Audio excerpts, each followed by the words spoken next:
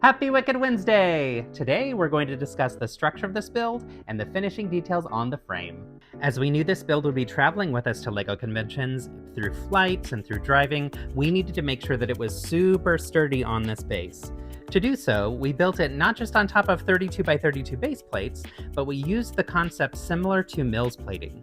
Mills plating is when you build on top of base plates and create another layer using bricks and plates so that you create a more solid, sturdy base. We adapted that. Instead of putting brick underneath, we put plates underneath. So here you can see the light bluish gray bricks every so often between that lime green layer and the white layer.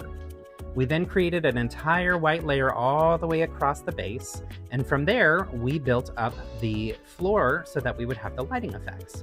For more information on the lighting effects and how we did that, check out our video from last week. So obviously the structure that I showed you to create the base and the floor and everything wasn't so pretty if you looked at it from the sides. So I needed to create some finishing details all the way around the edges to make sure that it looked beautiful but didn't completely distract from the build. That was also important with these oval-shaped frames that we have here. The film has an oval-shaped cutout in the wall where you can step through into the Wizard's map room. And we wanted to create that effect, but we didn't want it to be so distracting and make it hard to see inside. So that's why we left this opening open at the top, so that when people are looking from a higher vantage point, they're not having a straight line that's blocking their view, but rather it's open. When you back away, you still get that beautiful oval shape, just like it is in the movie, which was really fun and also very complicated to get the geometry right here.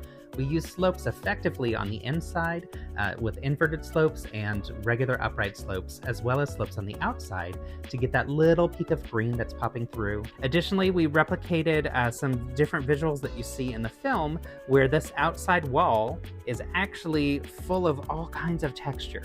It was a dark green in the film, but we felt that the black was going to kind of match that same effect, and it was available in lots of different parts, so we were able to get the shaping effective while still creating a little hint to that detail. And then down here, I love this fun finishing detail. So we've got multiple different layers. Here, this is actually a yellow snot brick that has some dark green gold bricks on top of it. But this was my favorite detail. Let me show you how this is built. This uses just 4 pieces, but has a really fun pop. So you use one of those rods that has a stud on the side, 2 jumper plates to sandwich over it, and then sliding it through the hole of an axle brick. For transport, we removed the 2 oval-shaped walls on the back wall and pack everything separately, and hopefully it makes it there safe.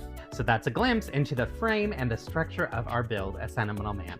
If you're headed to Brick Slopes this week, we'll see you there, and you can check it out in person. Build kindness.